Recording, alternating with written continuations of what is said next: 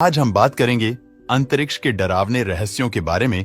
अंतरिक्ष एक ऐसा स्थान है जो हमारी समझ से बहुत आगे है। यहाँ पर कुछ ऐसी चीजें होती हैं जो हमारे सामने सिर्फ सोचने के लिए होती हैं।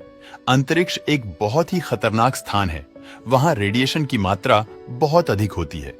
ये रेडिएशन हमारे शरीर के लिए बहुत हानिकारक होते हैं। जब हम अंतरिक्ष में जाते हैं तो हमारे शरीर को संरक्षित करने के लिए कुछ सुरक्षा प्रणालियों का प्रयोग करना पड़ता है। इसके अलावा हमें संभवतः खतरनाक स्थितियों से बचने के लिए सही प्रशिक्षण की आवश्यकता होती है। आखिर क्यों है इतना रेडिएशन अंतरिक्ष में है? असल में स्पेस का अपना कोई तापमान नहीं है। ये न तो ठंडा है और न ही गर्म, बल्कि इसमें पाए जाने वाली तमाम चीजों जैसे ग्रहों, स्टेरॉयड, सैटेलाइट से मिलकर इसका तापमान बनता है। इसी वजह से स्पेस में हर वक्त खतरनाक रेडिएशन निकलती रहती है। ये रेडिएशन स्पेस में तापमान को -200 फ़ारेनहाइट से लेकर +300 डिग्री फ़ारेनहाइट तक ले जाता है। ऐसे में अगर इंसान इसके संपर्क में आए तो उसकी जान जाने में कुछ ही पल लगेंगे। सैटेलाइट भी रेडिएशन के असर से खत्म हो सकते हैं। यही कारण है कि सैटेलाइट की सतह पर सोने की परत होती है। ब्लैक होल अंतरिक्ष में पाई जाने वाली ऐसी जगह होती है जहां भौतिक का कोई नियम काम नहीं करता है। मतलब समय का कोई मतलब नहीं है।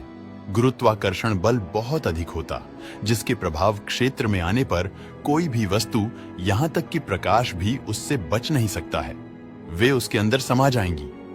जब कोई विशाल सितारा अपने द्रव्यमान और गुरुत्वाकर्षण के कारण ढह जाता है, यानी उसका सारा द्रव्यमान छोटे से क्षेत्र में सिमट कर रह जाता है, तो वह ब्लैक होल बन जाता है। आप इसे इस तरह समझें कि जब हम किसी टॉर्च से प्रकाश डालते हैं तो वह प्रकाश रिफ्लेक्ट होकर हमारी आंखों पर आता है, तभी वह चीज हमें दिखाई देती है। लेकिन यदि मान लो कि प्रकाश वापस लौट कर ही नहीं आया तो वह जगह ब्लैक होल हो सकता है। ऐसा ही स्पेस में होता है। अंतरिक्ष में आयाम कितने होते हैं? और वह बताएगा कि स्पेस में 3 आयाम होते हैं: लंबाई, चौड़ाई और गहराई। यदि उसने भौतिकी का अच्छा अध्ययन किया है तो वह इसमें समय को भी शामिल कर लेगा। लेकिन आप स्ट्रिंग थ्योरी की संकल्पना को मानने वाले किसी वैज्ञानिक से यही प्रश्न पूछेंगे तो आपको तरह तरह के उत्तर मिल सकते हैं। सैद्धांतिक भौतिकी की इस शाखा के अनुसार स्पेस में कम से कम 11 आयाम होते हैं, जिनमें से बहुत से हमारी समझ-बूझ की शक्ति के परे हैं। हम उन आयामों की संरचना का अनुमान भी नहीं लगा सकते।